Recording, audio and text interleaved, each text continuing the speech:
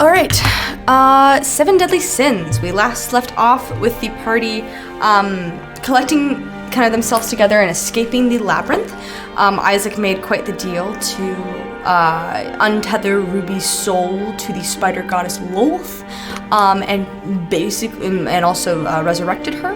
And you all were teleported out of the Underdark into away from the Underdark and the collapsing labyrinth, and made it instead into the Egonian Empire, in which you reconnected with an old ally, Aranius, and sort of stayed there, and you had a little bit of time to sort of collect yourselves, and sort of various things took place. There was a unexperienced party who made their way rolling through the castle about a week late. Yeah. There were several other things that happened. Kamir took his leave from the rest of the party. And the party basically had like about a week and a half of time to kind of, figure out what they wanted to do. Sphere is here. Wonderful. Friend. Hello. Hey, Stinks. And as kind of that week of time progressed, more and more time passed. And since we last met, a year of time has elapsed for the 7 Deadly Sins. The date is the 25th day of Grey, and the month of Uniper, and the year 3002. Beginning with kind of giving a quick synopsis of what you did this year. I wish I knew anything about this world's calendar. You should. It might come in handy for mine. Did I bring up what PJ said to everyone before they left? What do you want to say? Yeah, PJ? Like about us meeting up at a specific place in a year's time. Yes. If you could, everyone too could also turn on their cameras, if that's okay. If Sphere, you're able to do that. If not, that's okay too. No. I would rather not right now. Okay. Anyone who is available then to please turn on your camera if you are able to. Okay. So, PJ, go ahead. No, as in like PJ just gave them the coordinates. And Oh, yes. So PJ, very awkwardly, like, just said one, not awkwardly, but very, like, spontaneously, just out of the blue, kind of towards the end of that week of last year, was like, everyone needs to meet at this specific location, and basically gave everyone coordinates there, and told you to meet at that, specific day, at that specific time, at that specific place. Had Kamir left before that point? I'll say no. Kamir will have still been there. Okay. Everyone has these coordinates. Right. So, Everyone is in, like... everybody will get them eventually. Got it. So, that brings us to giving a quick synopsis of what events took place this year. We're going to begin with Ruby. Ruby, if you would like to describe in chronological order the things that Ruby got up to. So initially coming out of my state of resurrection, I wake up with this sense of being lifted, as if there was a boulder on my shoulders, and I knew something had changed based off of my past actions. And looking around, I see the party bustling around in whichever room we were. After I fully recover, because it takes a while to recover, right? And going from there, I noticed very quickly, I see Kamir is now gone. Yeah. Kamir's not here, and Miro is not here. Who is in the room, if I may ask? Most people you kind of see that are kind of moving and bustling around. Everybody who is in, you all have been kind of staying, Ruby, in the home of Chandri and Aranius. The people that are here currently, this is sort of towards the beginning of the year, are Aranius, Ash, PJ. Remember? PJ's not there. This is the beginning of the year. This is like literally the 2 days after the week started. like after the week ended. So PJ's there still a little bit at the beginning of the year before he Like ends before up. we start the year time skip? No, this is I'm saying like literally the day after like the 48 session. hours The day after after this last session. Aaron is asking what we did during the time skip, and Ruby is giving us a play-by-play. Yeah, of like what took day place in before the time chronological skips. order. Yeah, Yeah. My apologies. You're okay. No, all good. And out of waking up, I instantly just, of course, something is wrong when Mirio's not there, and I feel my heart sink. I think in knowing Mirio, Ruby puts together that something is not right. Oh, Isaac's also there. Sorry, Holding Ruby. Yeah. Isaac is still there, right? Isaac is also and I there, want yes. to. He's probably lurking in the shadows. I know Zach's not here for this part, but I still want to enact this. I think this is important. Yes. Looking around, I see that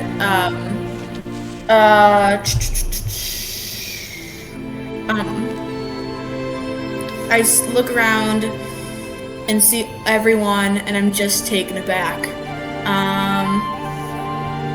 And it's a lot for Ruby to handle. So I think would you say I put 2 and 2 together in terms of what happened with Zach's character? Yes, because I remember you rolled that religion / I think it was a religion check that you ended up rolling before the session. So yes, you do know. You put 2 and 2 together of what Isaac has done with your extensive knowledge of a lot of shit, but especially in regards to betrayer gods and kind of those kinds of magics and stuff like that. In doing so, I'm going to look to his eye and his arm. I'm going to place both my hands on his eye and his arm. I'm going to bow. And then in a swift motion, I'm not sure this could be a trigger warning or not, but I'm going to take out a sheath and cut off most of my ears. So high elves have those really pointy ears. I'm going to cut them down to be about like half elf size. PJ starts freaking out. Like, what the? PJ, you're not there. This is just Isaac and Ruby are like by themselves. I thought we just clarified that we're all in the same room. No, you're in the same house. Yeah. Right? This okay. sounds familiar. # Barnaby. Yeah, Ruby and Isaac are in a separated like area of the home together. I assume probably in have like a study. Bedazzled with jewelry, I hand the big part of like my ears that are over, like a foot long, right? I hand them, I close my eyes, and I say, Isaac, this is for me a way of showing my gratitude. I'm not sure how familiar you are, but you sacrificed your eye and your arm to save me, to untether me from a god that I was playing tricks with, that just messed up everything. However, this is the only way I know that I can give back to you.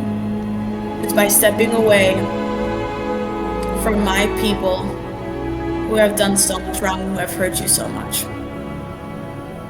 These will not regenerate. They will not regrow. It's a token. It's the best way that I can repay you, and it's the only way I could ever think to show you and to essentially disown my title. I hand them the ears. Isaac, kind of very stunned, takes them.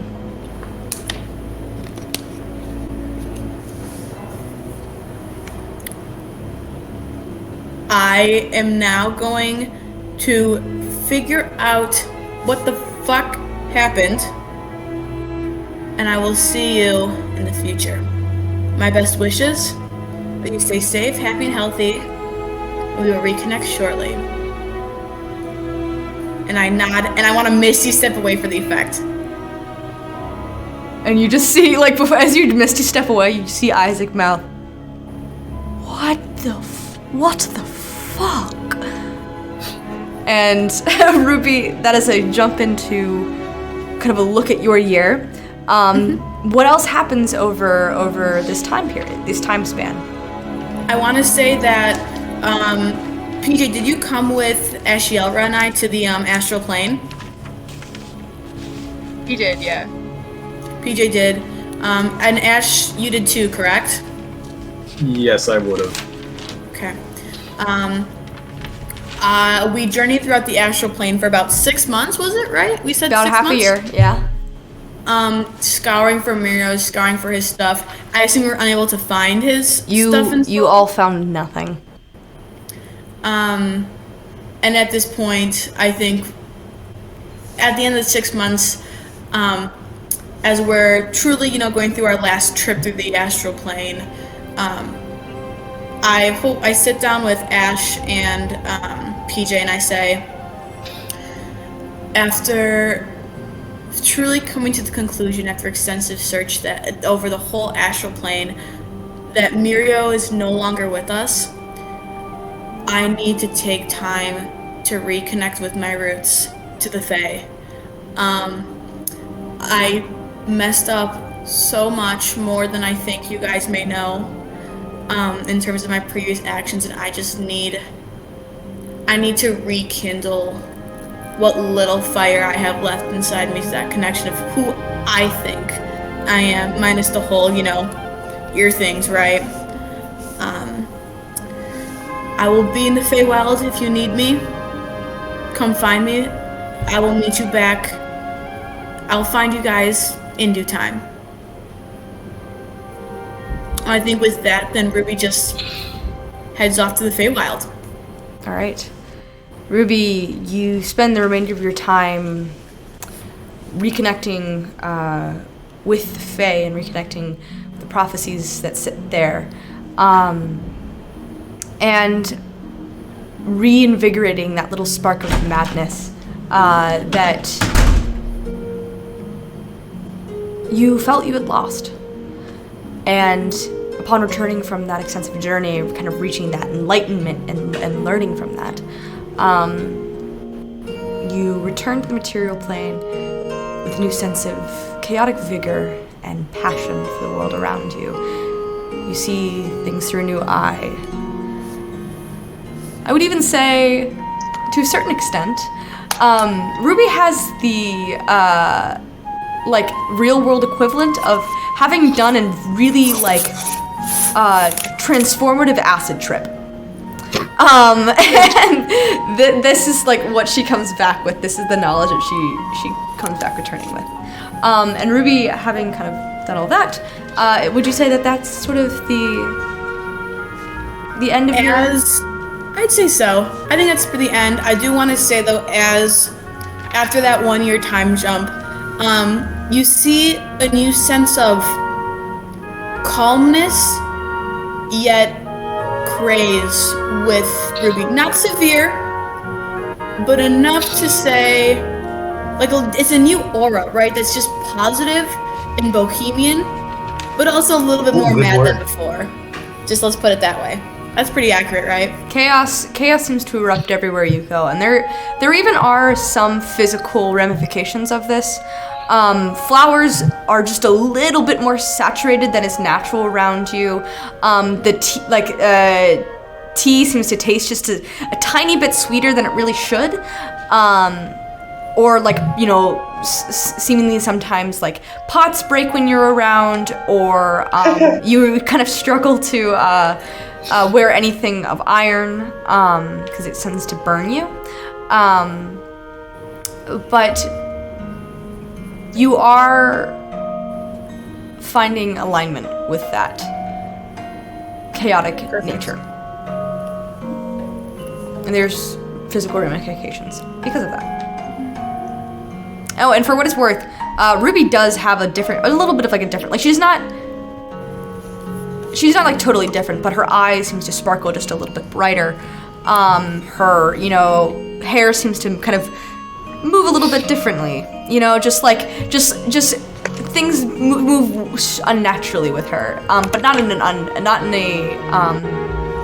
like in a supernatural way, but not in a mechanical way. If that makes sense. Love it. Yeah. Okay. Alrighty. That brings us then to Ashiora. Ash, Sure. would you like to describe the events that take place Yeah. within your year?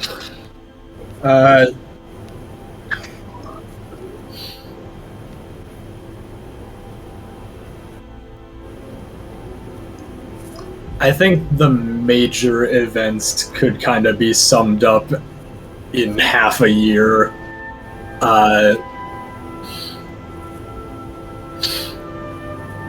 After taking those 6 months to search for Mirio,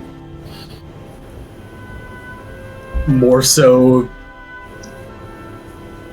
throwing himself into it on the vague chance that there is any hope that he is still out there, and coming back empty-handed.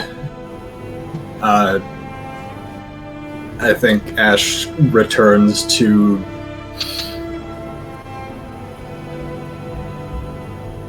sort of the routine that he had before for a bit.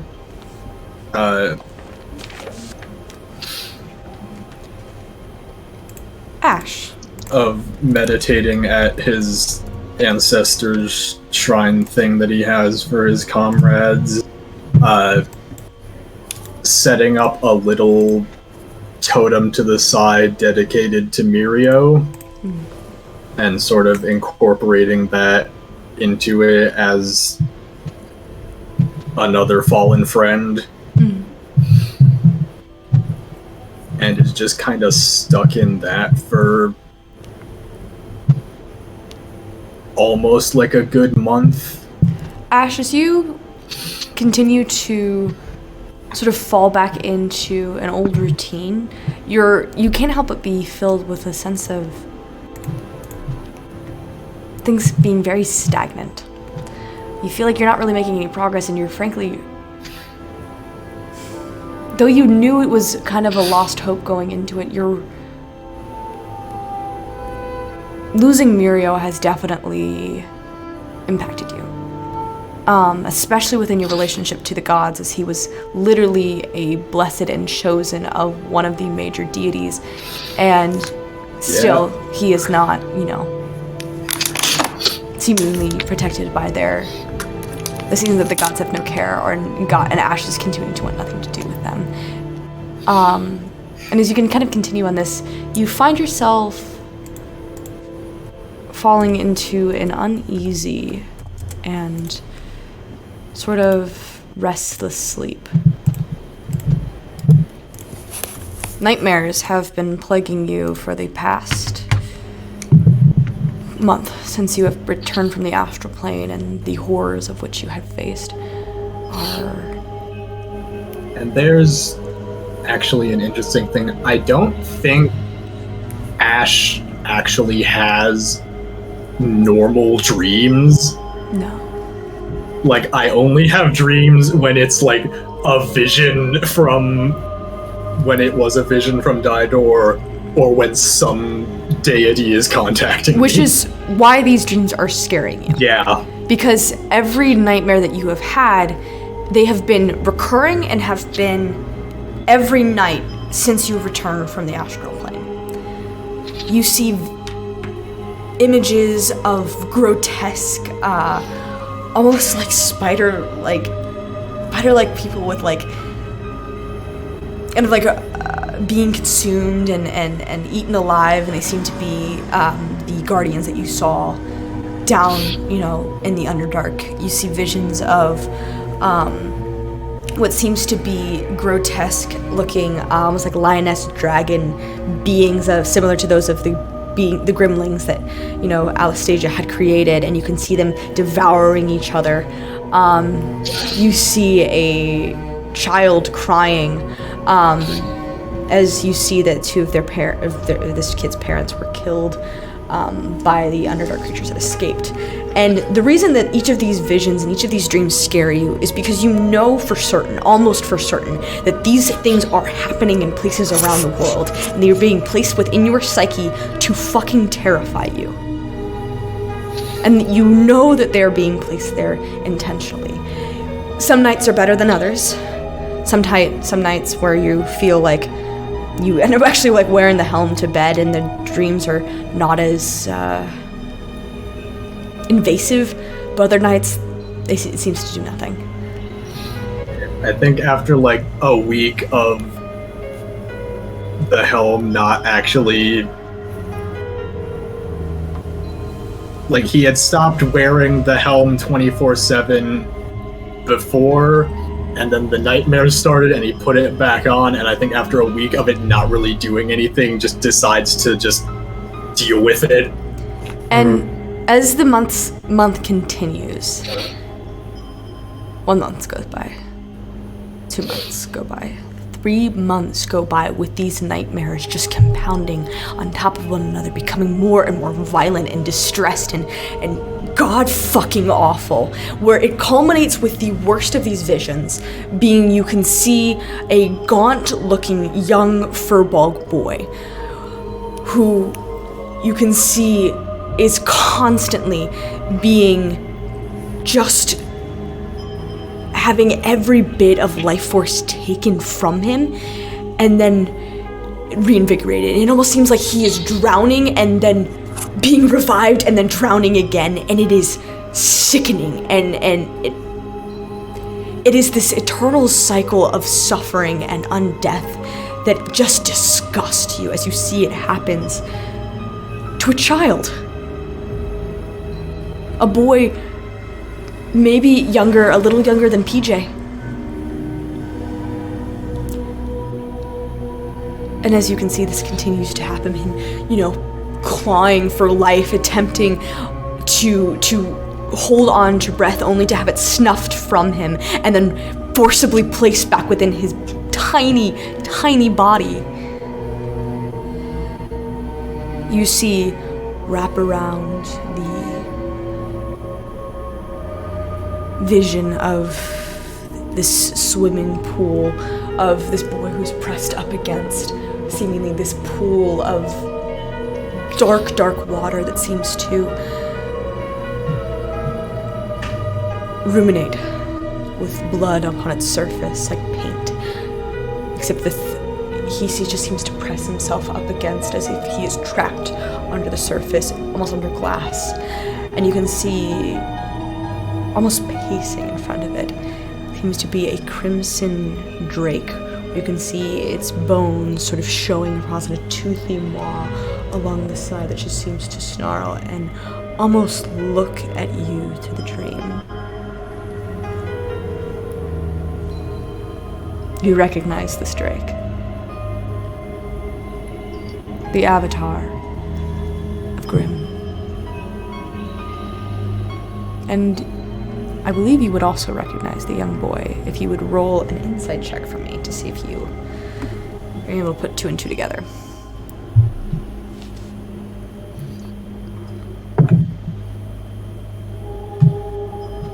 Seven. Sylvie, no. You don't know many furbolgs. Kid's probably from Zekra. That's about all you can piece together. Yes. But Saw that coming.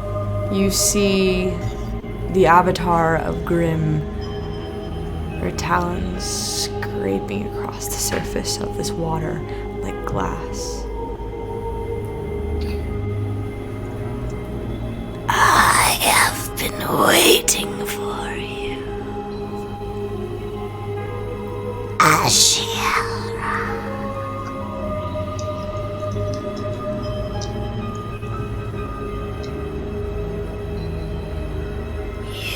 You attempt to escape me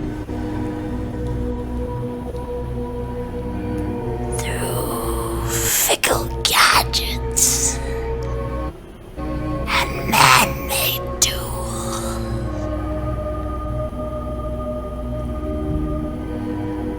You cannot run from me. I am always a part of you. I have conquered you, claimed you. You are mine.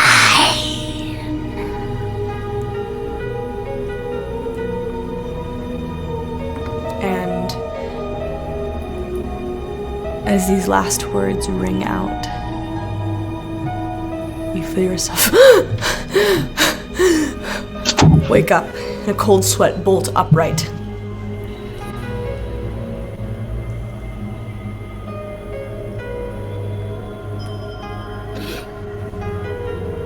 My hand instinctively goes to the brand that is still over my chest beneath a heavy layer of scar tissue, but still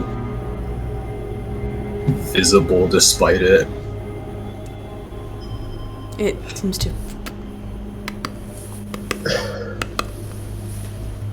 hammer against your chest.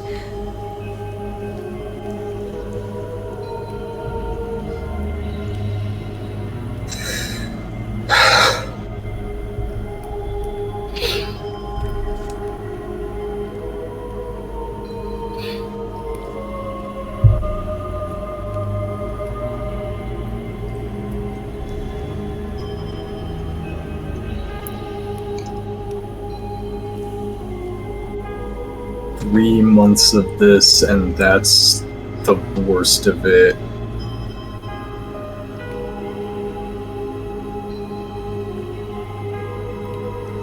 I'm gonna sort of grasp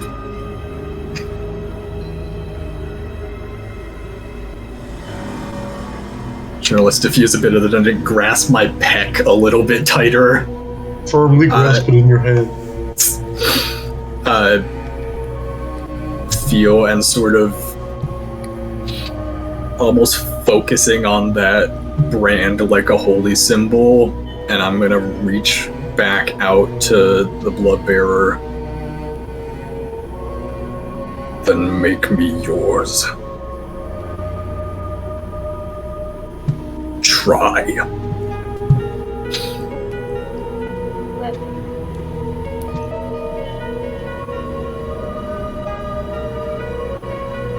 And just wait.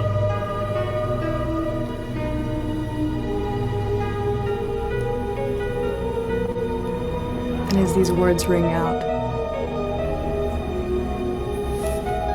there is nothing except a pounding headache. And you can handle those. You've handled much worse. Amen.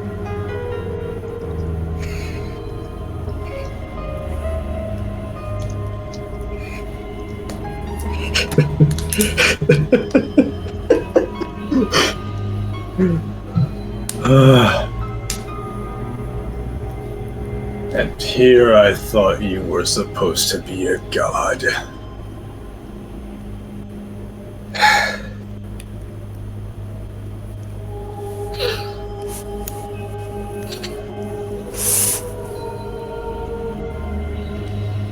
If you still want me, you can come and take me. But I will not go to you of my own will.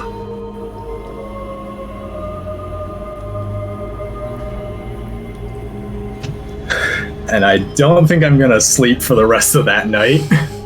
Oof. Oh shit. And Ash, as these words ring true,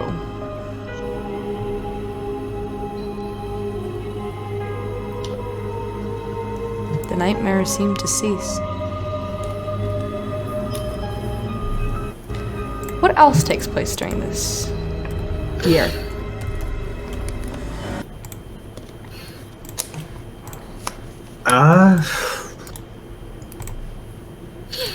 Caitlin.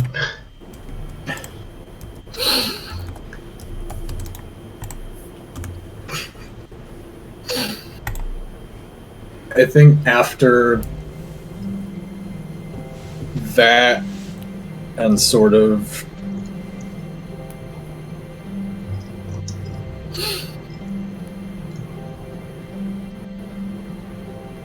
in a way realizing that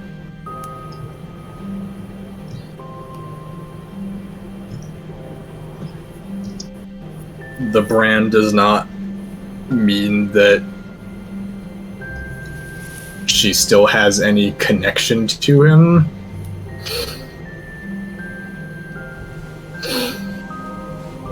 Proof that gods are bitches. Yeah, basically. I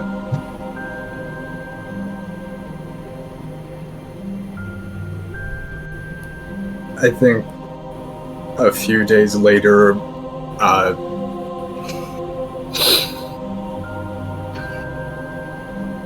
while after doing his daily meditation on his former comrades, is going to look down at the new symbol of Didor that he carved for himself that is still around his neck.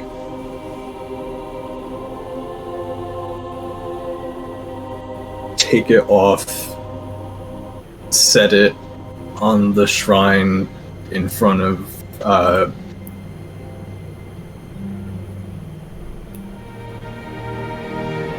I think Maximilian's specific area.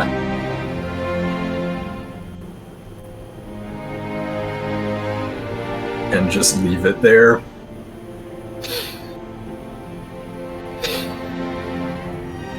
And I think for about the next month,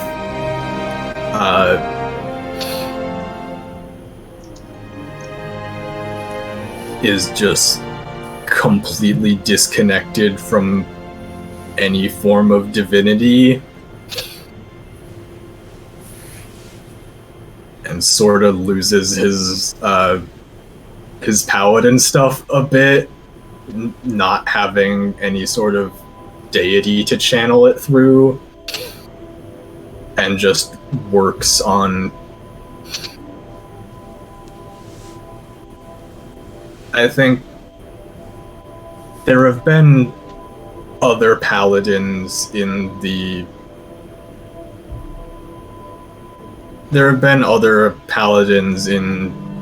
Druskin dynasty, yeah. And I think he knows that some of those didn't actually draw their strength from devotion to a deity, but rather from their devotion to the empire itself. There was, and sort there of was starts a loose connection, but really the thing that drove a lot of them on, sure, some were devoted to the gods and some were devoted to Didor, but you think back to your time that you spent in service and in the military, and you realize that a lot of the people there, even if they weren't paladins, and some that were, what drove them on were their comrades, were a just cause to fight for, were each other. And you think back on that. And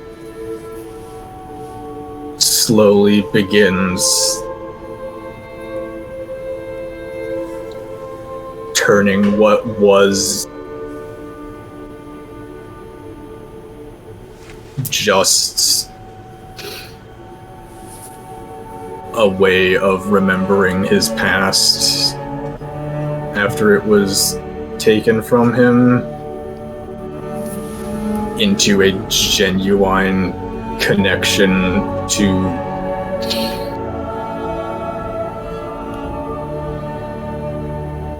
the spirits of his former friends, and slowly, piece by piece, spell by spell, channel divinity by channel divinity, over these last few months, rebuilding his connection into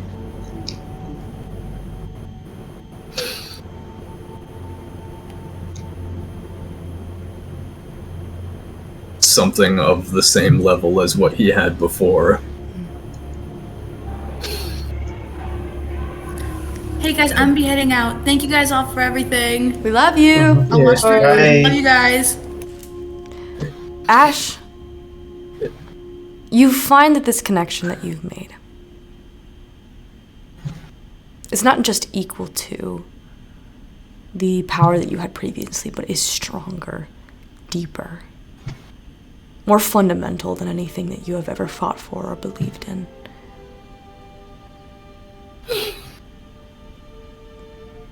You find that the strength that is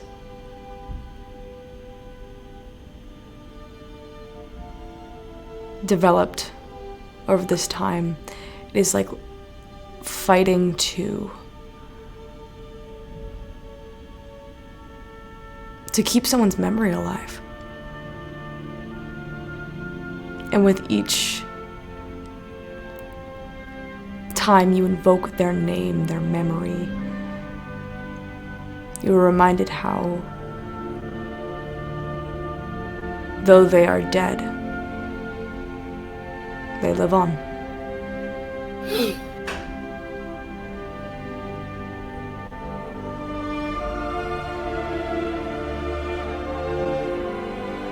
And I think over this past month in particular,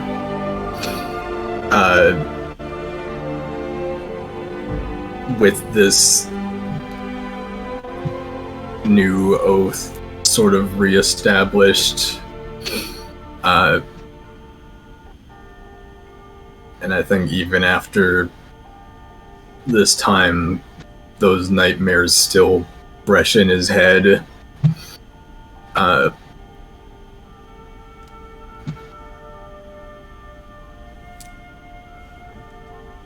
In the past month has ventured back down into the Underdark beneath Begonia and has started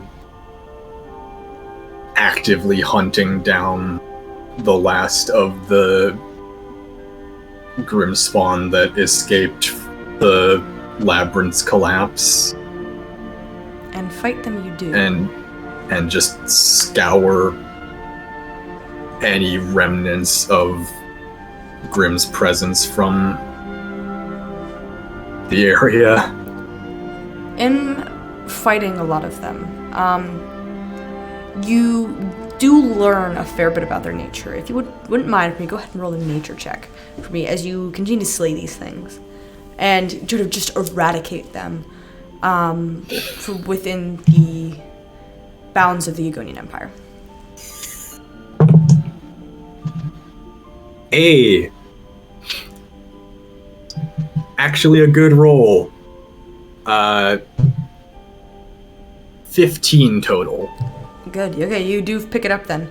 You notice that when they die, and their blood is sort of, they are sort of reduced to a pile of like sludge and blood, and you find that slowly but surely they begin to try to reconnect with one another or piece themselves together. And you find that in collecting them, you kind of put them in these jars. It halts them from being able to reconvene. They are eternally trying to reconnect with one another. You also do find that several of them, not all of them, but several of them do have the ability to shapeshift. So you think you've probably gotten all of them. However, there's the possibility that there may be some that are hiding in disguise, as you have managed to vanquish a couple that were pretending to be humans when they were not. And it was pretty clear which ones were pretending. I think about halfway through I figure out that I can use sort of the ones that I've caught to find which is the what others. you kind of end up doing, because a lot of the ones that are, though they look humanoid, they have spent their entire existence in an underground labyrinth trapped there. So they don't know how humans behave. Most of them cannot speak common. They move in strange ways, and they are kind of like, it was a game of trying to scout out who and what they were. But you knew that if they spent enough time on the surface, they would be able to just vanish amongst everyone else. But because of your active, almost crusade against these beings, you think you've managed to vanquish them all. Nice. I think I have at this point sort of built into a new gauntlet, just a little like disc on the back of my palm, on the back of my hand, that just has like a little bit of like Grimspawn sludge in it that's just sort of like a compass. Yeah, it just points out. Deal. Yeah, and you find that it doesn't super work. It works when you're on your own. It's not. But if you are around, Chandri will have come back at the point when you're done with this. When you're ever around Chandri or PJ, it constantly moves towards either of them. So it's not a foolproof thing, but it does work for other people. I imagine it's not like a long range thing. Yeah. Like it's something I use in tandem with my divine sense. Yeah. So it helps give you like you're not just murdering, innocent people on the street. Yeah. Murder, please. All right. I would never. Never. I'm a soldier. I don't murder. Oh, we don't have time to unpack all of that. I must think it's terrific. Ash, does anything else take place during the span of this year? I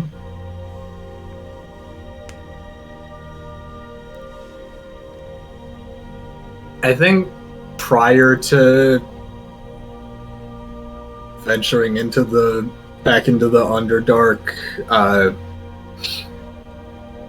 while I am sort of rebuilding this connection, I'm gonna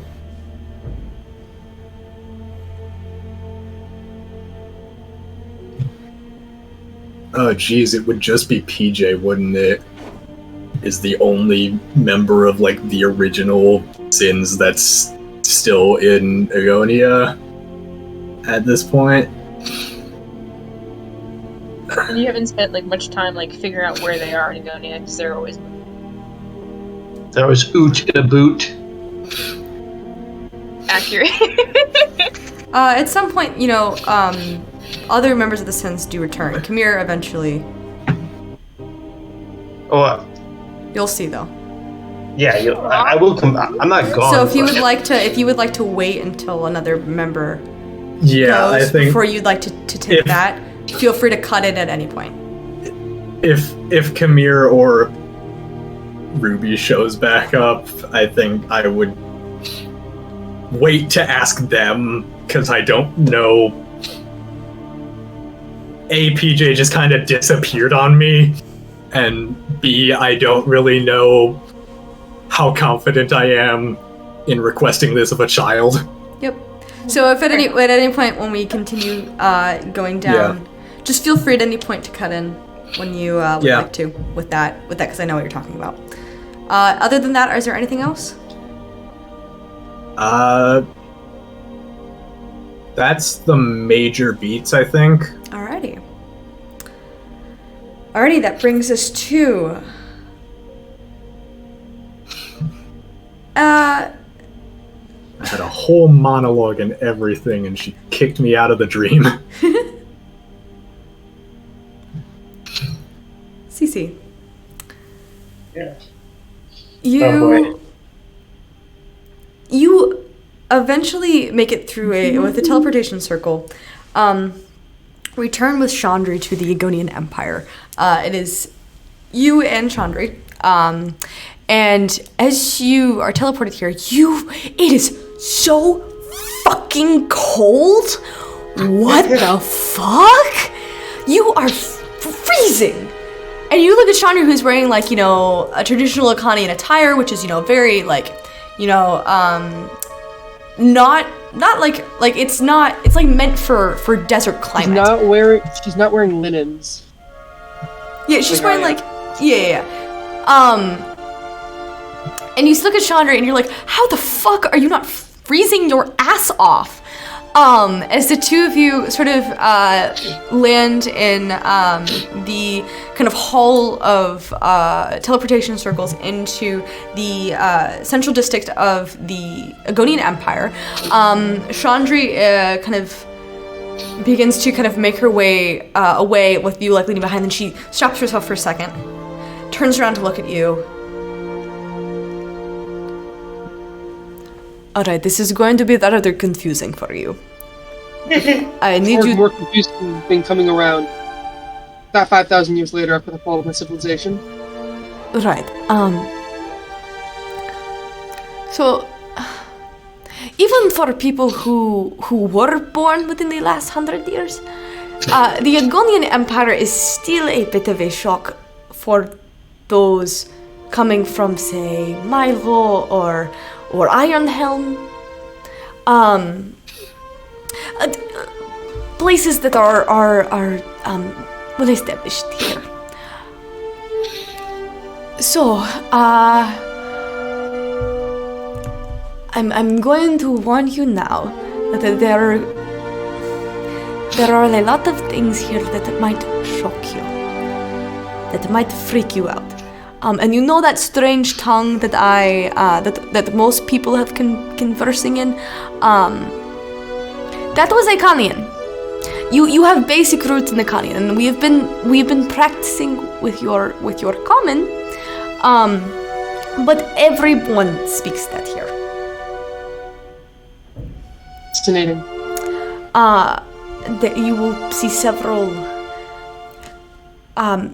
people that are made out of the same material that your swords are and blades. You will see just several things that you will see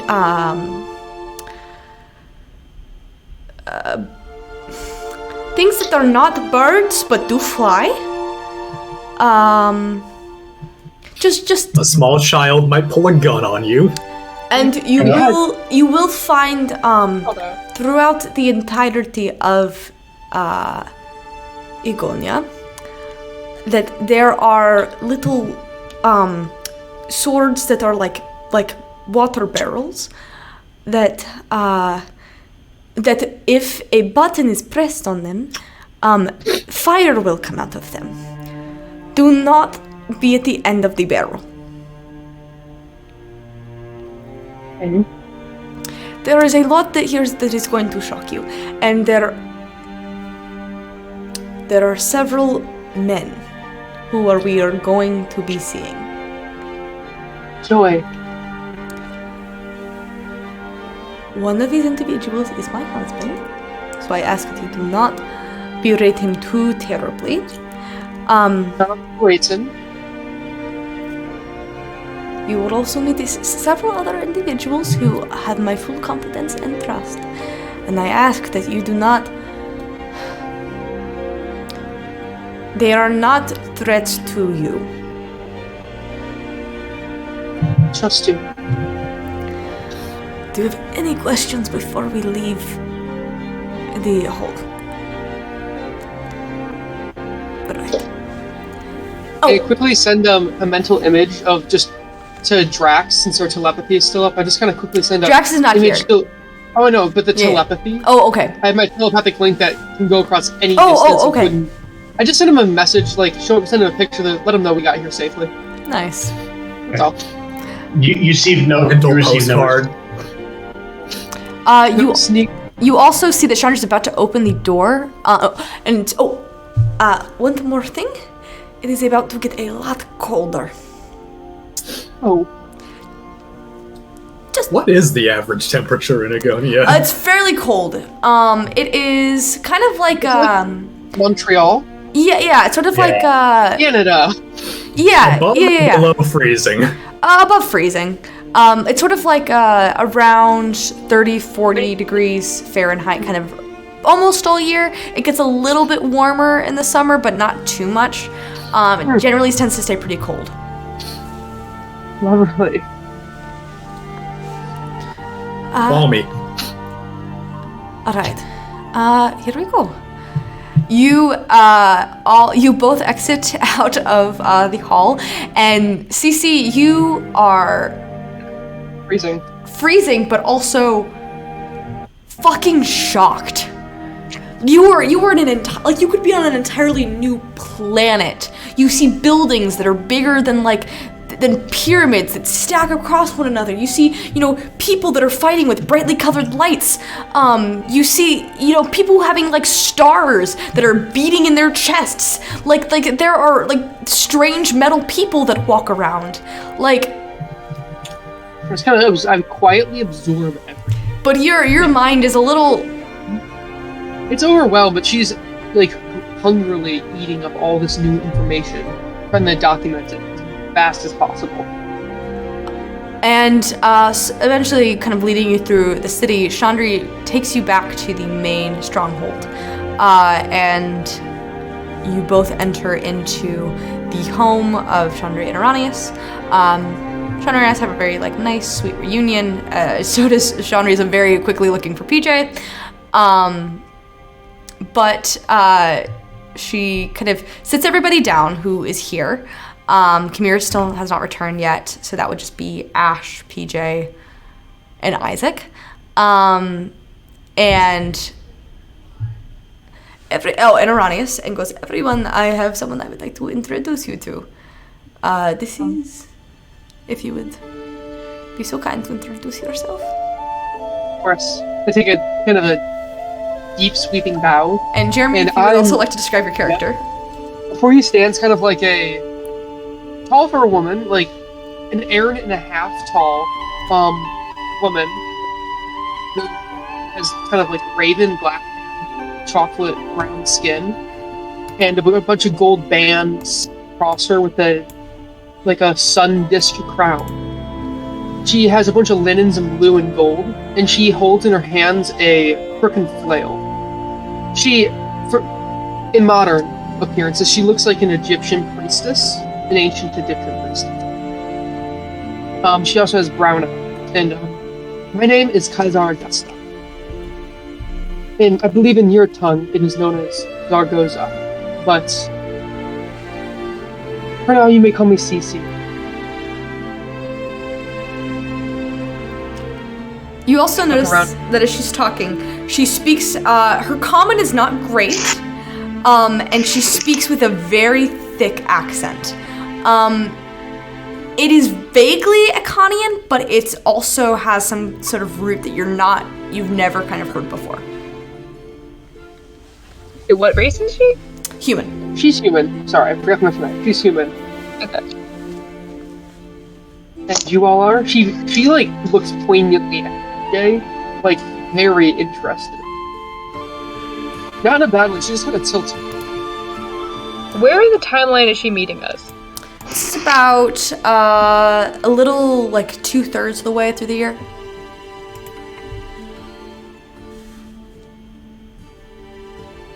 I'm trying to think of where she would find TJ and the crew. I'm just saying Ruby has already left. You guys have already returned from the astral plane. Ash has had his dreams. PJ, you kind of already went off on your thing, looking for Mirio. Yeah, you would still be you didn't say anything else about you going across these continents, so I assumed you were still in Agonia. I know I did visit, I think it was Selma. You did go to Selma, but I'm saying that's already taken place. Okay. You just see this kid is maybe 6 feet tall. and really curly brown hair. And you see he has like this giant metal tech plate on him with giant gauntlets that almost like fuse to his skin, like he's part metal. And he's looking at you very funny. And you can tell he's trying to analyze your accent.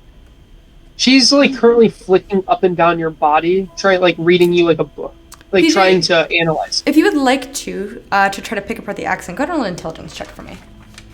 Okay.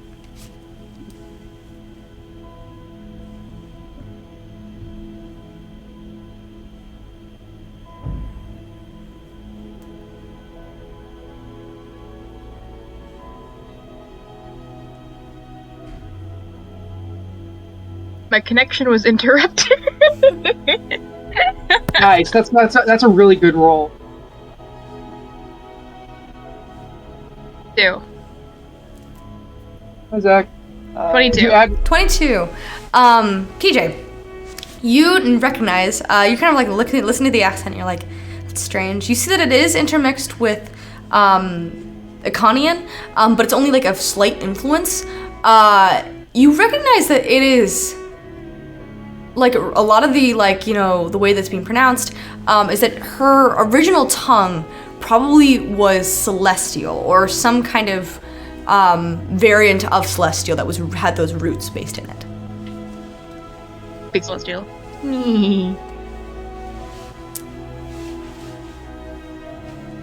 Also, you guys keep cutting out.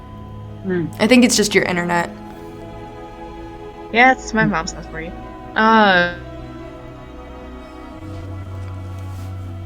PJ also speaks Celestial.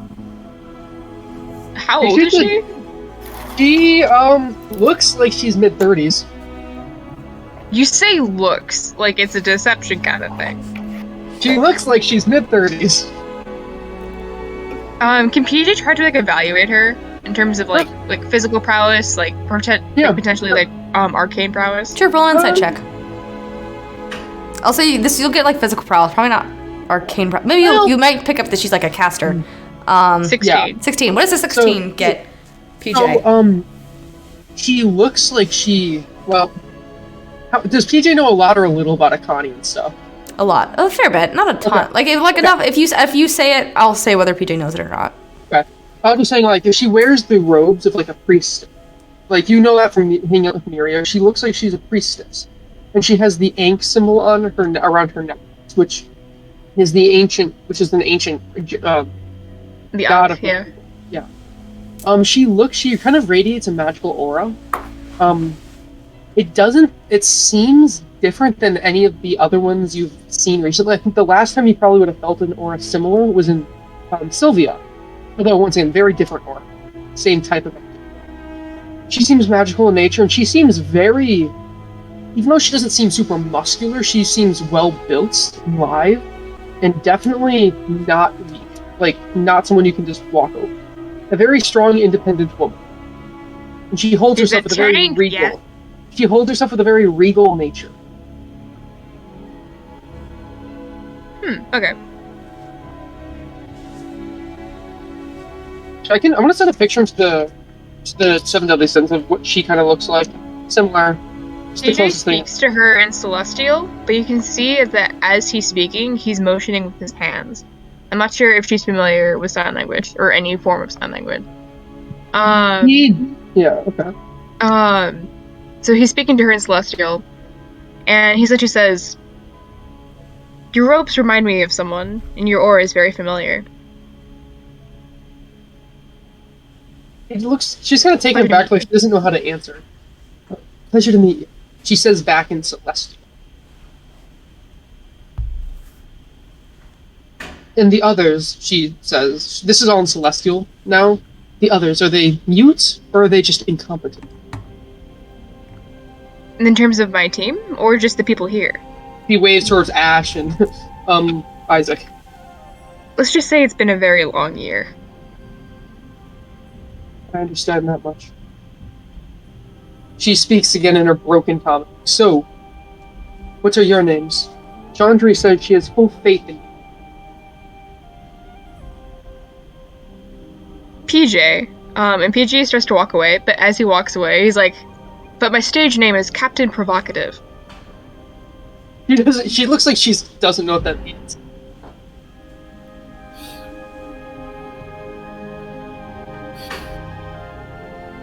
Shielra.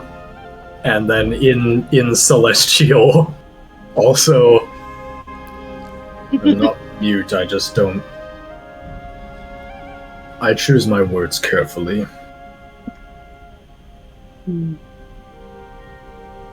God, while you're in bed. It's like, fuck you, take me, bitch, if you can. Ha! She jabs like a thumb at Isaac. Could you speak common? Is actually Ira picking up on Celestial? Is Or? Isaac here? Yes, Isaac is here. Oh, I did not know that. Yes. Yeah, no, she speaks very broken common.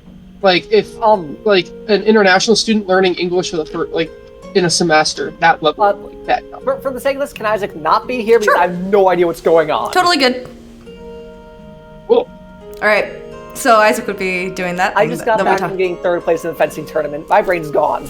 Nice. Oh, So okay. If you're good to, you can also turn on. If you can turn on your camera. The only person who's like not feeling good right now about it is Saphir. So sorry, I know you know we weren't here when I said that. So Chandra, why did you take me here?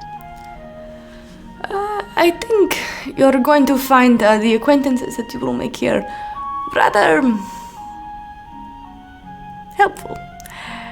And you see that Chandri goes up and gives PJ the biggest. I see that our hair matches now, and she's very excited about that fact. And she's like, "Looks like we are twins." You see PJ, she sees PJ kind of like he's already exited the room, but I'm assuming like she kind of went up to PJ. And you can see PJ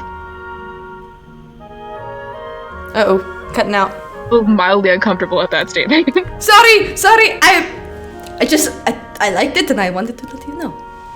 PJ gives her a thumbs up. She looks at Aranius, who's just like the entire time. It's like, don't talk about the hair. and Chandra's like, he's just like, and Chandra's like, and goes off the Aranius. All right. So, Cece, you kind of get about the rest of the year to get to know anybody that you would like to get to know. You pick up more common, and you officially learn it as a language.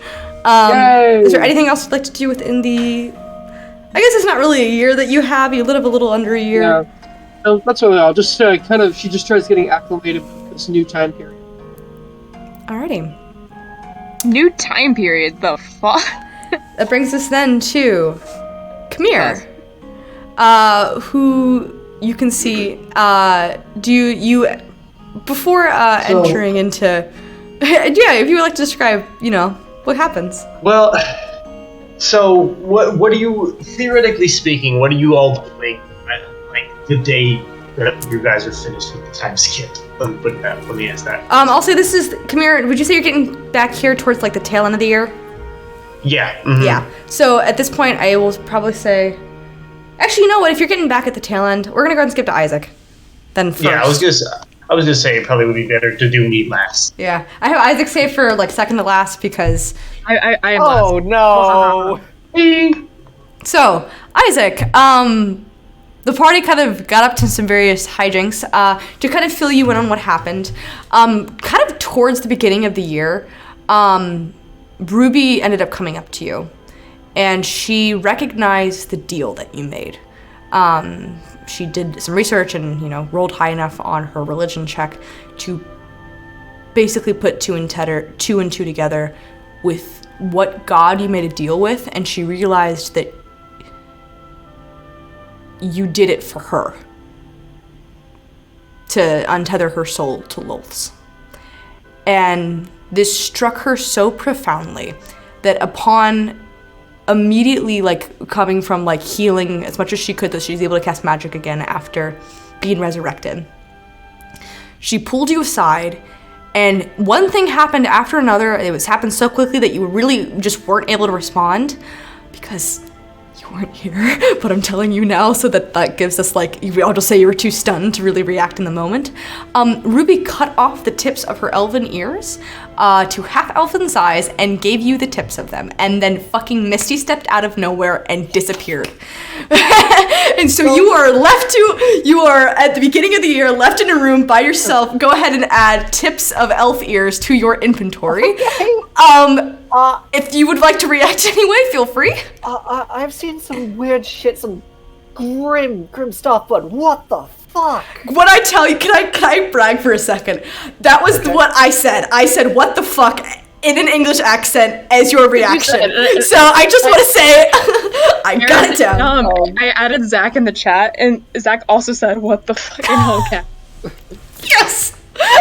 I know my friends well enough to play them. Okay. Also, during this year, I remembered I have a bunch of weird items. I have no idea what they do, but from that drow. Yep. I do have those. Yep. I don't know what they do. Nope. So, Isaac, you have about a year to do what you'd like. I'll say during this time span, you also do get about halfway, 2/3 of the way through, you do eventually get your hand. Okay. I'm just gonna spend time practicing reloading Reaper's Remorse and reloading Undying Loyalty. All right. You see very kind of early on, Michelle is pretty antsy to get out of the Egonian Empire to get back to work and get back to doing things.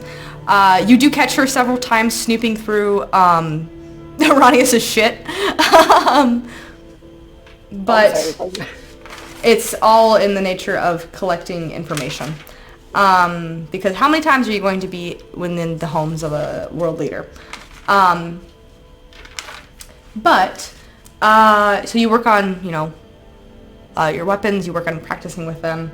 And at some point, she does offer to let you sort of, you sort of approach Michelle about being interested in kind of collecting secrets with her regarding, and this is in regards to your new deal. Yes. I need to get better at finding information. Do you now? Yeah. And why is that? Your job is to put a bullet through people's skulls, not to figure out what makes them tick. If I knew what makes them tick, wouldn't it be easier to put a bullet through their skull? Fair enough. You got a deeper intention, though, Isaac. I do. You gonna tell me what that is?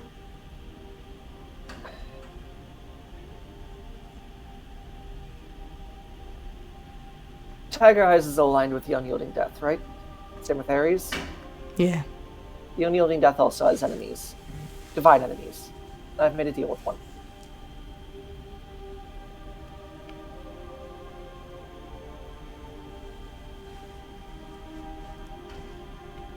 Why?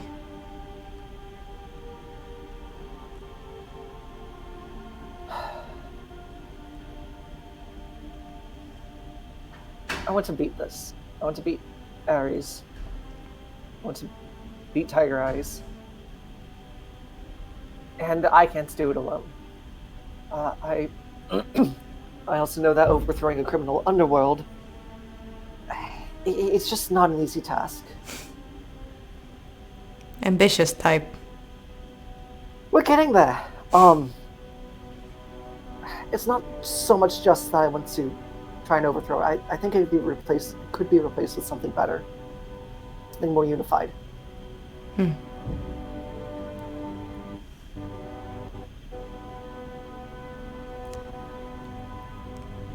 be honest with you,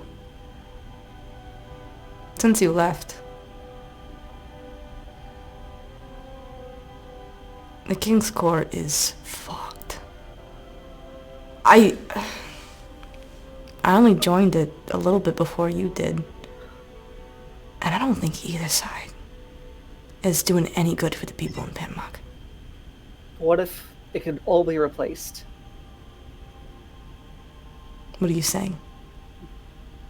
I'm saying why not get rid of both of them?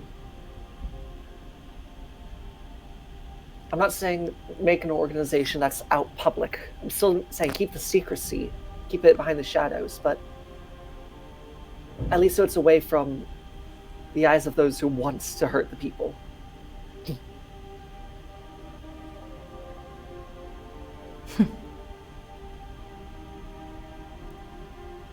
For all the dramatics and the black trench coats, you're quite the optimist under all that, Isaac. Well, maybe I'm just an ambitious fuck. An ambitious fuck who's got a vision. Vision I think is worthwhile. Alright. I'll get your secrets. Thank you. Primarily dirt on the King's Court and the joyful death would be beneficial. But I want you to know this, that the god I made a deal with is not a friendly one. Oh, you're telling me. You mean like goddess of love and abundance? Aroth wanted your fucking eye and arm? Yeah. I'm making a joke. I know, but You think I think Bahamut is like, you know what, Isaac, give me your eye. I think it's a great bargain. I don't know, but like there's stories about how his how he, punished his this one guy Job. God, I forget that you grew up a Bahamite. I forget. Yeah, It sticks with you, that shit. Not me. Know. But as much as I want to replace it with something better, there's gonna be shit stuff about it. Yeah. Let's make a deal with one another. Fuck the gods. Cool. Fuck all that shit. We both want to make Panmark a better place. Right? Right. And we both agree that anybody that's in power right now, totally fucked. Absolutely. So let's make a deal with one another that we won't let each other stray to their bullshit. I'll do what I can to uphold that promise, but again, the sky's in my head now. Well, it's my responsibility to make sure you don't stray too far. And it's yours to make sure that I don't. Deal? Deal. Let's drink on it. Yep. And the two of you Let's take a drink shot. on everything. Take a shot. Yeah. And you spend time garnering secrets and collecting them for this new god in which you've made a deal with. And you pick up a few trades from Michelle in regards to keeping things down low, to collecting reconnaissance, and you sort of gain, skills and abilities in that over that kind of span of the year. Is there anything else that you're doing? I am keeping an ear open to if I'm told to kill anyone. Keeping an ear open to that. Most of the time, it tends to... You haven't really heard too much. Yeah. You do, a couple of times, there's this almost like a surge of just like, almost anger, or not anger, but there's like a malicious force that sort of fills you as you see, like, you come across like one follower of Ayun, but it's not like, like directly kill that individual, but you recognize that there's like a rivalry there, and you're like, oh, that's what this feels like to have my entire consciousness taken over by Vecna. I see. And sort of stuff like that.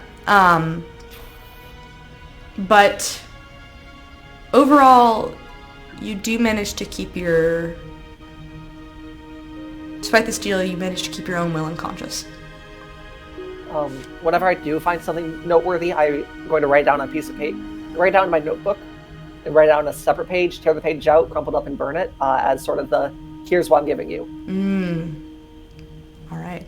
With each time that you do this, there is like a purr of satisfaction, and you do feel the inside of your eye that is missing kind of tingles slightly. Okay. A little weird sensation, but it's a recognition.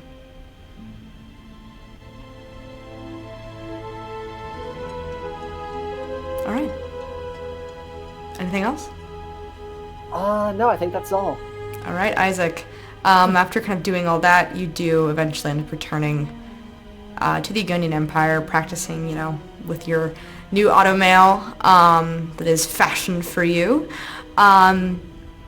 It is really fucking painful to adjust to. It takes a lot of adjusting, but you spend your time and you eventually start to use it like a normal hand again. I imagine. Sorry, PJ, what was that? Your audio is really... Your audio is really, really shitty. I cannot understand what you're saying.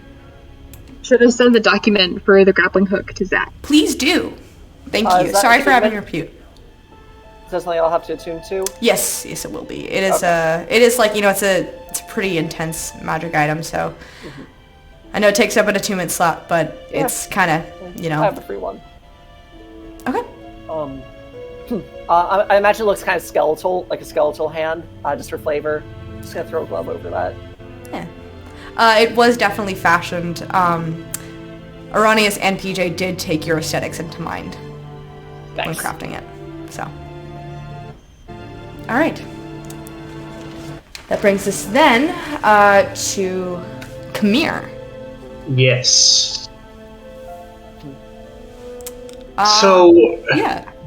Yeah, let me first ask, what is everybody doing while, like near the end of the year? This is about a week before the actual date that we are, picking back up on. Just to let you guys know, the actual, date, that is the present now, is, because not everybody was here, is the 25th day of Gray and the month of Uniper and the year 3002. So let's say, this is the 20th day of Gray. So actually, it's the 20th, the 20th day of Gray. It's not a day of Gray. It would be. You're okay. So it would be 5 days before that. 5 days before Gray is 1, 2, 3, 4, 5. Would be Udine. Okay. The 20th day of Udine in the month of Uniper in the year 3002. Well, it is not important. What are you guys doing? What are you guys doing during that day? No. It's for you to find out. All right. I'd say probably everybody would be at the house then. I'm wherever we're meeting. Ash is back from the Underdark, has been tracking a few Grimspawn disguised as civilians, but otherwise... Well, are you guys back at the house or back at the...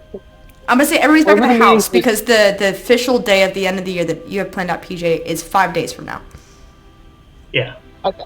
Well, then PJ is not at the house. So, okay, you will not have this interaction with Kamir then. Okay. Yeah. So the people who are at the house, it's kind of late in the morning, and the front door of the house kind of opens in kind of an apprehensive way and manner, and in walks Kamir. And Kamir's design is a little bit different than it was when you last saw him. It seems that he cut his beard again, because his beard is shorter, about the same length what it was when he first cut it. But he has not cut his hair. His hair is significantly longer than it was, and it was probably about the length that it was when he, when you first met him, and it's not tied up like it normally is. But more notably is what he's wearing. It seems that he at first it looks like he's wearing a different outfit, but upon closer inspection it looks more like he's simply modified his old cloak. It looks like he's ripped ripped the bottom off of it. So and now he's wearing like a pair of like baggy, like kind of brown cloth pants. So he looks like he's dressed a lot more casually than he normally is.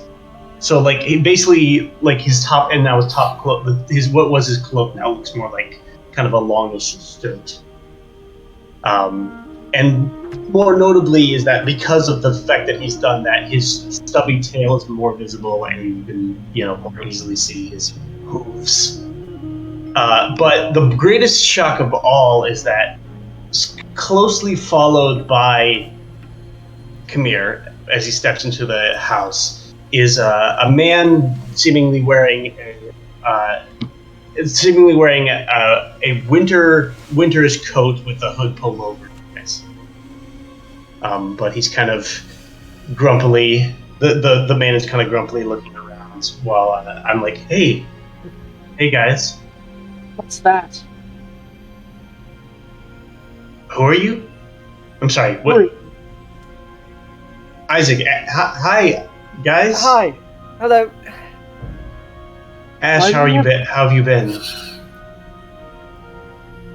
Interesting. Why is there half a donkey in here?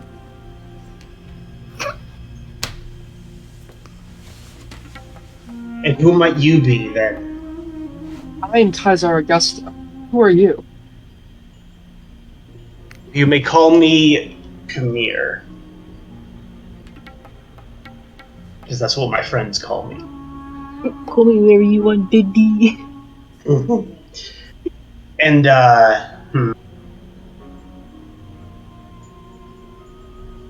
Is he half goat? Sorry. What's wrong with you? Did the spell go wrong or something? You could say that, but like a spell went wrong thousands of years ago. I understand. I know the feeling. Yeah, but you do? Yeah. What? Okay, well, what's your name? See, Kaiser Augusta, but I guess if we're going by friends, you can call me Cece. Right, yeah, sorry. Sorry. Nice to meet you, Cece. Man, I kind of like look around. This is not what I had in mind. I was hoping that at least PJ would be here. I, for one, am not complaining that the child is not here. You hear Assuming that's Azat. You hear the individual that is behind Khmer with the kind of fur-lined cloak speak with a very thick accent. Kind of still not looking anyone in the eye. Is this the other sin that you're talking about, guys? Kind of look over my shoulder towards Isaac, and probably lurking in the shadows. I'm not sure I'm a sin. I'm just a guy who's good at his job. I'm not talking about you. I'm talking about him.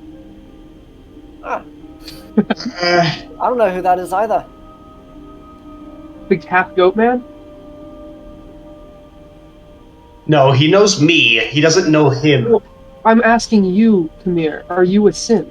Are you the sin that they were talking about? Yes. That's me. That's me. Oh, Yeah. okay. Yes. Then follow-up question. Who's that? I look at the guy and I'm like, what? Kind of like give him like a what should I say kind of look.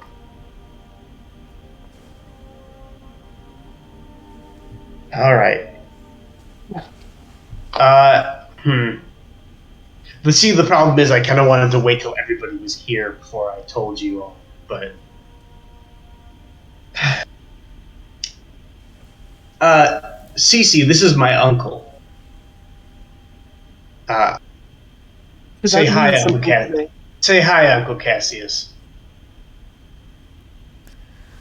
Greetings. Ugh, was expecting something I more. pulled like the cloak, the hood off. As you do, you see that he kind of steps into the shadows a little bit as there is kind of sunlight that is streaming into the room. And you see an individual, very, very pale, sharpened cheekbones and a very sharp jawline, and a better trimmed, goatee that kind of curls at the bottom and at the edges. You see very deep-set crimson eyes and hair that is a little bit longer and has been slicked back, dark with a streak of white across the side. And you see that his fingernails are kind of long, elongated and almost claw-like. And you recognize 2 sharpened canines. Yeah, he's Yes, Isaac. This is a question for the DM. What's my boss telling me about this? Because this is the brother of the guy that oh boy. Your boss is intrigued. Liz is cautious and a little not trusting, but is very vampires tend to live very long and they tend to accumulate a lot of knowledge over there. Okay. So I'm not sure this is an ally of Balthazar Gidrock. CC walks up to him and is like, fascinating, a spawn of Anubis. I'm actually, thinking about it, I'm kind of glad that I talked to you guys about this first, because you don't know him as well as PJ and I do, and PJ, Ruby, and I do, but he's given us... Ash, you have not met, I know, but you do know of Cassius. Yeah. When have you heard about Cassius from us? No, that's how Ash came across the party. Vilmir was torn asunder. Yeah. Yeah. That is something that I know. Yeah, so you do know that. Yeah. Okay. So come here, go ahead. Let me make myself clear. We have made a bit of an agreement. The Unyielding Death has betrayed him. And he has elected to put aside his differences with us. Elected to help us take revenge. He has so far proven to be trustworthy, but I don't expect any of you to trust him, and neither does he. So, just going to make that clear. Yeah. He's been I've been with him for a few months now. He's been very agreeable. So, welcome, Cassius, to the group officially. Charmed. Yeah. Cool. So, man. That's a little awkward. You say so. I go back to reading my papyrus as if nothing interesting happened. I'm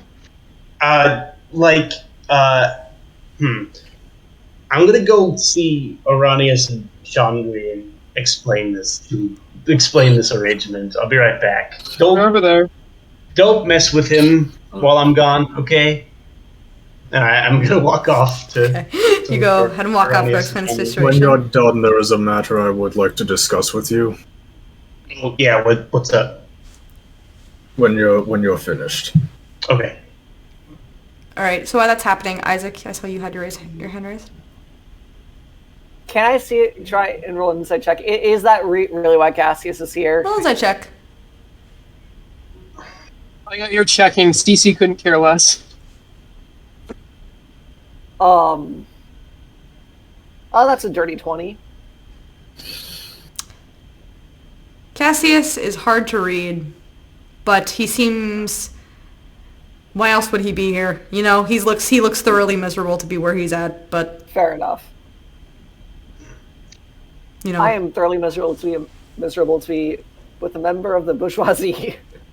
You see, the two of you are just staring each other down as Kabir's just okay, I'm gonna go. Alrighty. Kamir. You go ahead and you explain the situation to Chandra. Chandra and Oranius, they're thoroughly confused and a little distrusting. They don't really want him staying in the house. But after a fair bit of convincing and talking with them and explaining, and you find that Chandra also knows certain things that you know and that she does actually share with Iranius. You know what I'm referring to. Eventually, Cassius is allowed to stay at the house if he stays in the dungeons. So... does he start to go to the dungeons? Okay, does he start to leave? Yeah, he starts to... That's all explained. Okay. I want to talk. I want to. Shout, careful! Don't chuck any mud down there. I want to. So, what did you want to talk with me, Ash? About Ash? Right.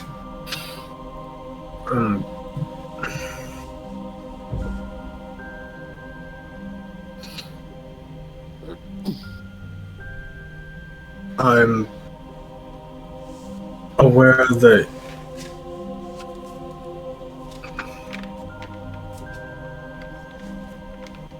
in this group there is something of a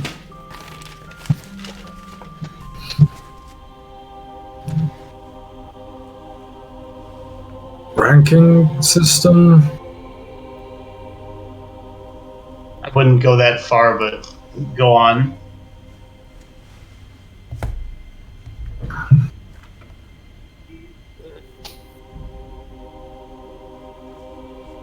I've heard you refer to each other monikers, different sins, I assume, from which you draw names.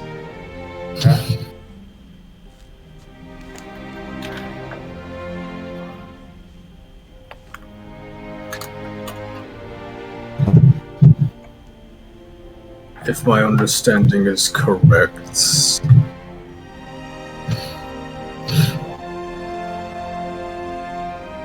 without such a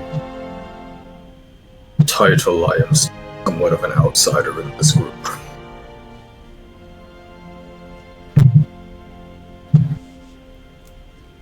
Ash,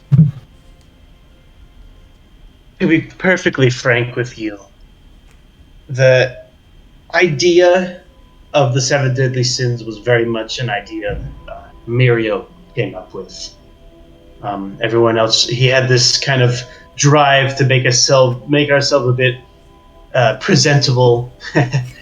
We have a reputation, and it was Mirio's job of having it precede us. But now that Mirio is not with us right now, it feels a little weird doing that. So I would still refer to us as the seven deadly sins, but that number doesn't even really work. So I don't know. I will say this, Ash. You are a part of our team, and you do not need to be a title to be a part of our team.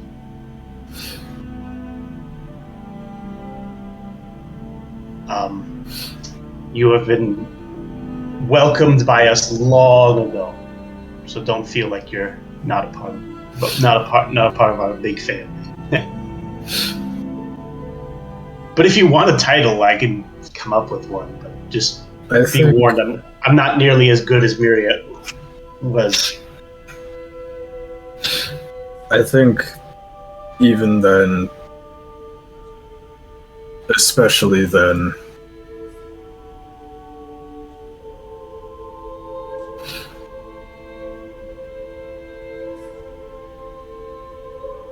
I would welcome the ritual. Alright. I put In I kind of like honor and memory, if nothing else. Okay. Kneel down for me, I guess. On one. Yeah. I mentioned that he's on one knee, but we're still I have to look up, but now he kneels down. And now we're facing each other. How tall is Kabir? So I kind of like put my hand on his shoulder, and I'm like, I dubbed thee Ashielra, sin of wrath of the 7 deadly sins. And I like nod for him to like rise.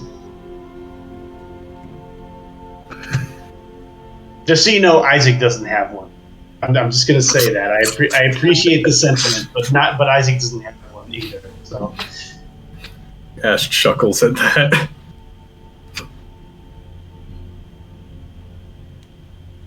I appreciate your consideration, big guy. I guess welcome to the team then.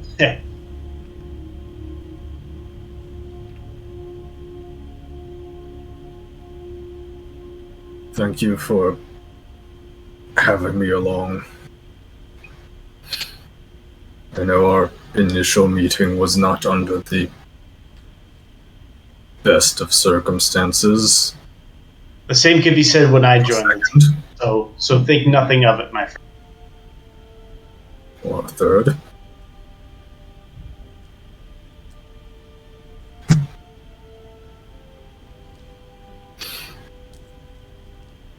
I'm going to some dinner. See you later, Ash. I'm going to go pray now. Awkwardly walks away. All right. I love it. Wonderful, wonderful, wonderful. All right. Give me one moment.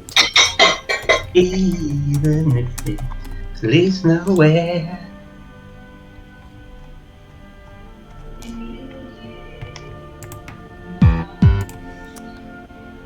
As everybody, sort of, as the week sort of progresses, and the date in which PJ made everybody aware of, the beginning of the year of like, these are the coordinates that you need to meet at. It was very secret and very strange. And even CC, you got one, but it was sort of slipped under your pillow where you were staying. And you were like, why do I need to be here? And it's all just been very kept hush-hush.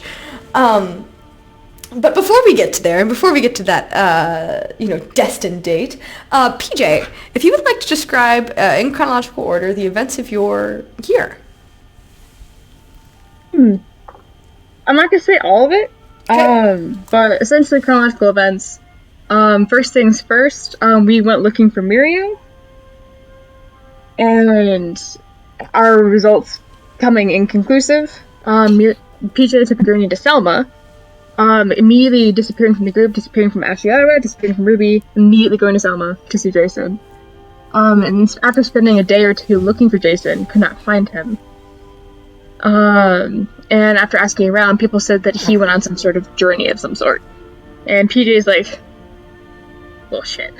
And he left a note for Jason saying, essentially to reach out to PJ when you can.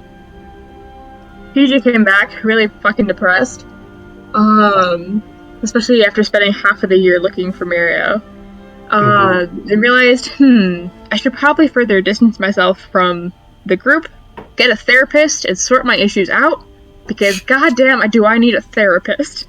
Oh. So PJ now has, as you will see, a sending stone, which is like a hotline immediately directly connected to his therapist. So if something happens in front of him and he needs to vent about it, he has a therapist right there.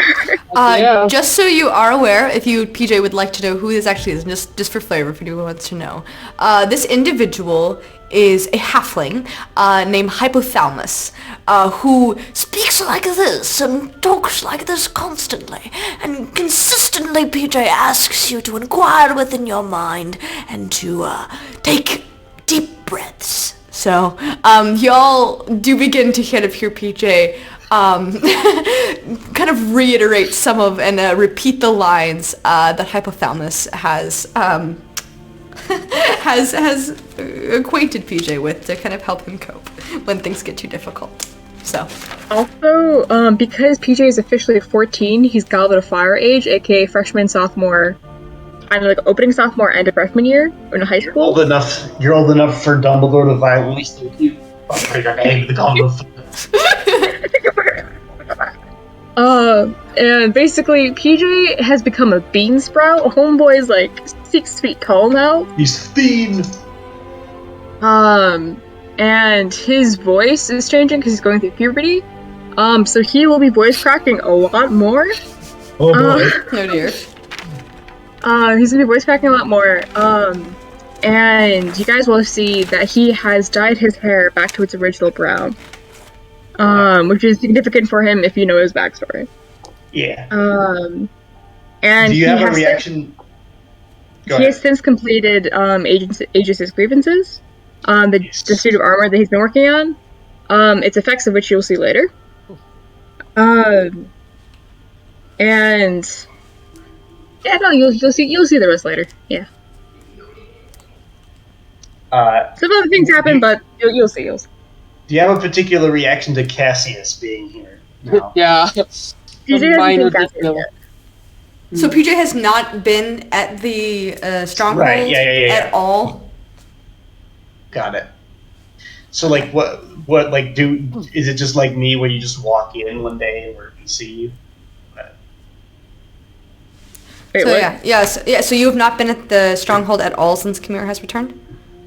No. Okay, cool. So Kamira, you're kind of like anxiously waiting for PJ to like walk through the door, and every time you do, it's just Isaac, or it's just Cece, or it's just like you get really excited and you don't see him around anywhere. However, date by day, the clock ticks on, and eventually, the aforementioned invitation. Kamira, you do end up getting an invitation from PJ, like a bit of a renewal of one. So you get the sense PJ probably knows you're here, but he just has not seen you, and just still has the invitation. And he's like, make sure everyone comes to this exact location at this exact time at this exact day.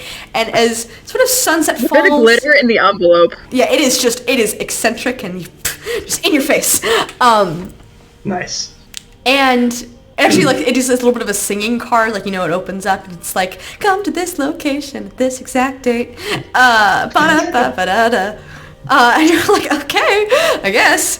Ba-da-ba-ba-da-ba. And you see, there's written on the back of it is, come best dressed. All right. So there's a dress code requirement. But eventually, as the sunset falls and the encroaching time approaches, In the prior week, Ash starts cleaning the grim blood off of his armor. Aaron, two Yes. things. One, can I find like a parasol for freaking Cassius so we can like walk out during the daytime? So Cassius is very immediately, the first thing that he tells you is he says, I don't care how much gold it takes you. I want prim and proper and fine tailored clothing immediately. That's the least. I'm like, that's the least I can do. And he starts like writing down like an exact list of everything he wants with his exact measurements, and it's needlessly complicated, and you're like, God damn it. How much money is that going to set you back? It's about, overall, runs you a couple hundred gold pieces. I'll say about 200 gold. You think I'm made of money? I don't even have that much money. Cassius does give you, he spots you for half of it, so. Okay, cool. I'm just gonna get rid of all my gold then. And Cassius returns, you can see now is walking around as opposed to the, and like also like much more like clean shaven, is like holding himself to like, he likes the finer things in life, and that's showing itself. For anyone's curious, his real life zodiac sign is a Taurus. Anyway. So and two I'm gonna bring him with me to the meeting. Okay. Because I feel like it'd be best to get out of the way. Okay. As night falls, and you all kind of dress up, if anyone would like to describe your attire, feel free. I just put a thing in D&D discussion. I've already described the attire that I'm wearing, but like I'm maybe like I don't know, maybe I tied up my hair a little bit so that it looked a bit less like Nicer. everywhere. All right. Yeah. It's Maybe like brushed it a little bit. He's wearing the thing in D&D discussion, but without the blood splatter on the gauntlet Nice. arm. Nice. The lack of a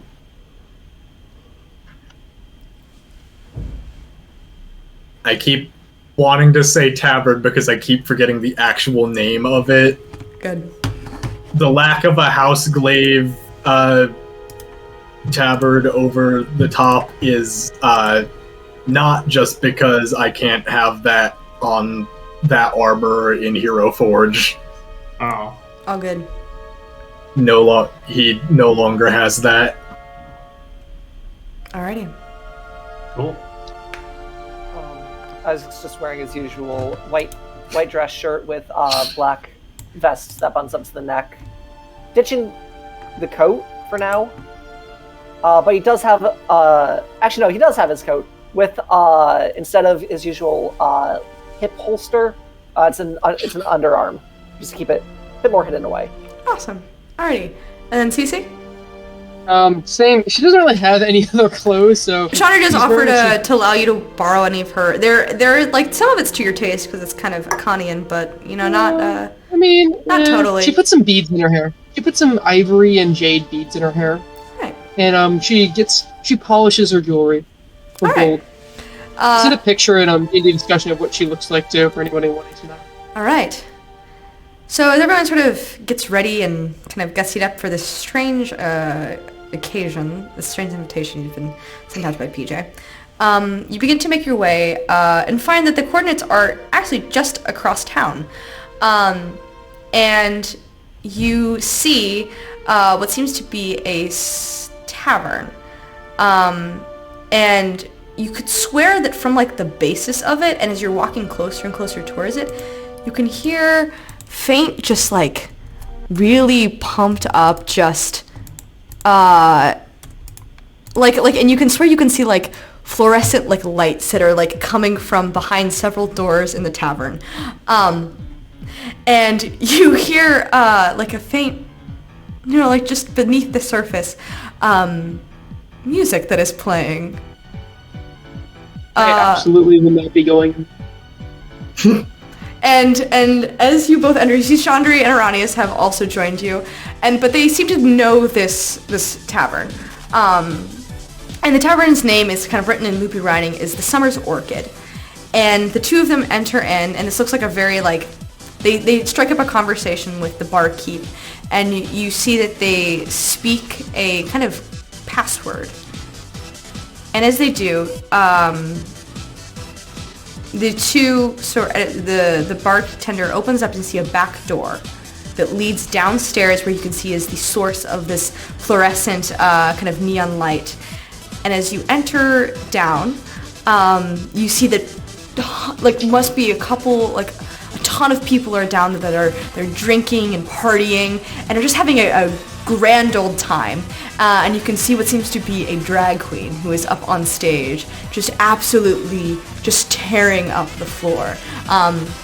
She dances with extravagance and with grace, and just seems to reach out to several people in the front row and just steals the show. And as you enter in, PJ, if you would like to describe this club.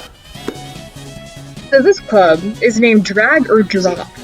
There is a main theater for casual drag performances and comedy skits. And of course, it's also part tavern, so people can get their beer on. But as you guys stay for a couple of minutes longer, you see them pull back the curtain and unveil this cage fighting ring, where drag queens, if they're successful enough on the stage, get to fight each other until one of them passes out. And you can see that there's a leaderboard in the back. And then you see a familiar name on the leaderboard. The top of the minor leagues, and by minor I mean these people are minors, at least for that portion of the league. The top of the minors is Sir Provocative, a pun on PJ's middle name. You see PJ finishing up a fight in the same ring that unveils from the curtain, and you can see that his hair is fully brown. The majority of you, I think everyone here except Cece and Ashiara, haven't seen him with brown hair before. And you see he's fighting with this strange new armor that essentially has these giant neck arms sprouting from his back. And as he punches, you hear shotgun rounds as he punches the other person. You notice the other drag queens, and you notice that all the fighters that are lined up around the ring all have prosthetic limbs, mechanized companions fighting with them, or some sort of tech that they built to bring into the ring with them. You see PJ is having the time of his life in there, and he hasn't quite noticed you guys just yet. This is interesting. I say this to no one in particular, but like I kind of like look at Cassius to see what his reaction to all this shit is. Doesn't seem like a very original idea to me. I mean, I already had this at my party. And yeah, what do you think, Ash? Ash is remembering I think one time he saw PJ do drag when they were still in Zekra. And wondering exactly how much he still does not know about this kid. I haven't been to this kind of region so fucking long. What the hell? You've been here, but you have been I've here been before. to something so, similar to this, yes. so you could help us out here, yeah? Maybe. Isaac has a nostalgic look on his face. Yeah, Isaac's a grad student. How do I navigate this without getting punched? Isaac was a grad student! Oh god. Isaac's been to college. I love that we have two characters that can say that. We say that about Ruby and we say that about Isaac. He's also been to college. Yeah, but not this kind of college.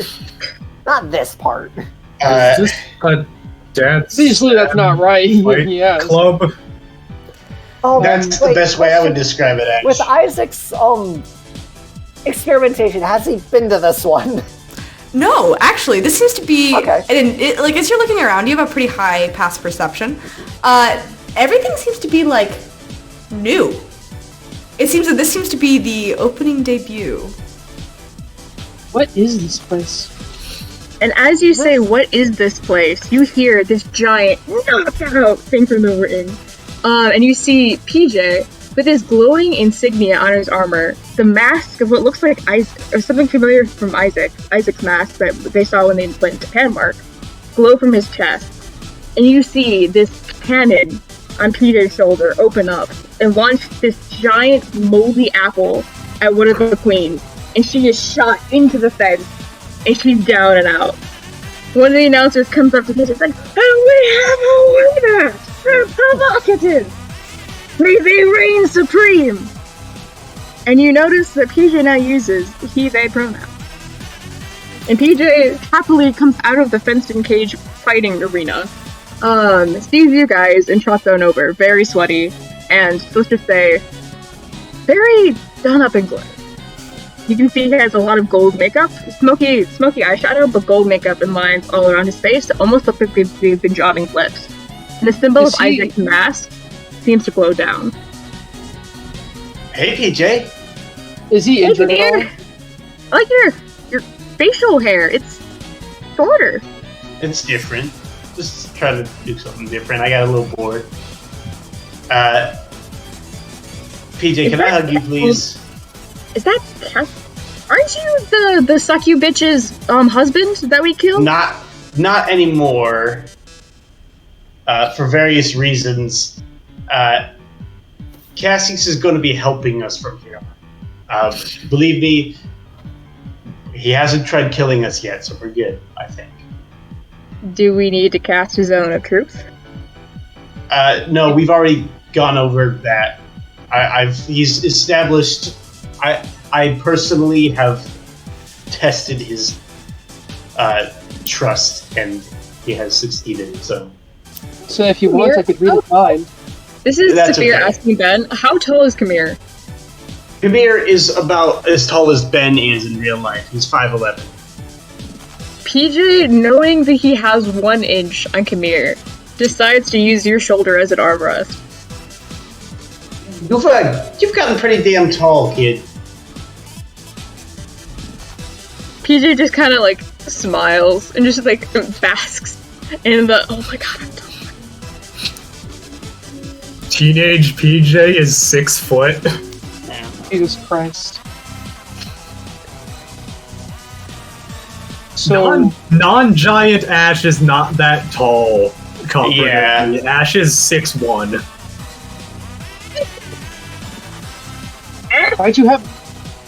Why'd you have us meet here? Yeah. Why do you like work here? Do you get paid? I'm sort of the manager of this place. I own it. I would recognize those designs anywhere. I love it. This is going to be Chandri's new date night location for sure.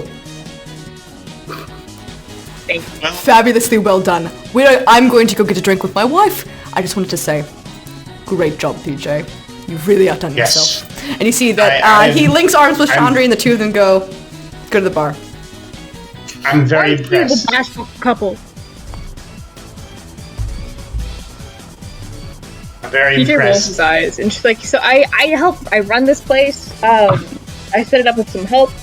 And yeah, we're hoping that it gets more people who are other abled, and have really awesome mechs.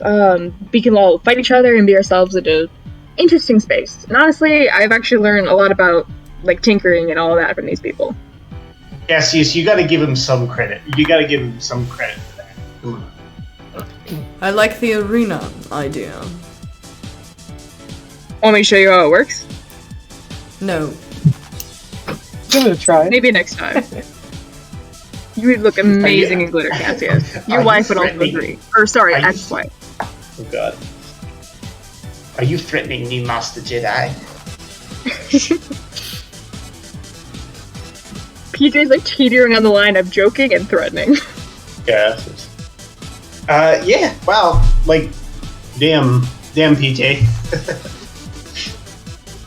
Who's gonna run it while you're gone though? Let's just say I've made some friends in the industry.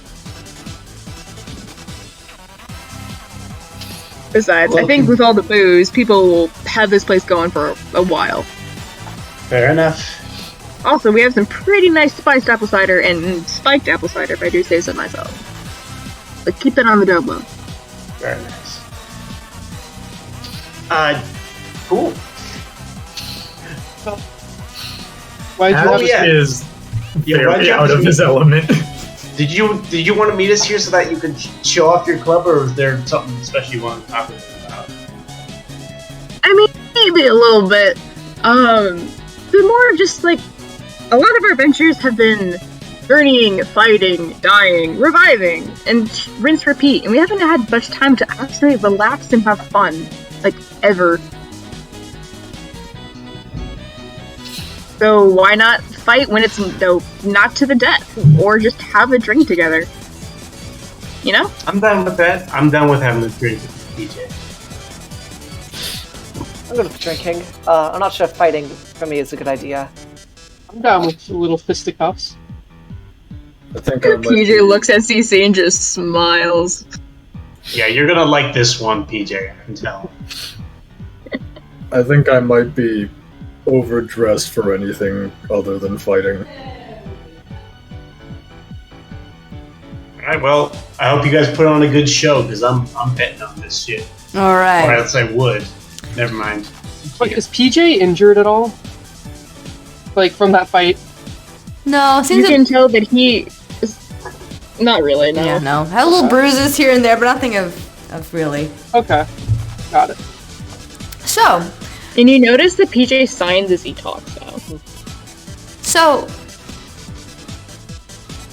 to conclude kind of talking about the night, you all have a wonderful evening of merriment and drinking, fighting, and just catching up. And this club is fucking great. You have a fucking wonderful and amazing time. And the first time ever, you're all reunited, and it's under pretty good circumstances, given everything that's happened. And after getting this year to process, to kind of reconvene, to reconnect, you feel that this is a great kind of moment of reconnection. And with that, this party, as a year has passed, that's where we're gonna go ahead and end tonight's session.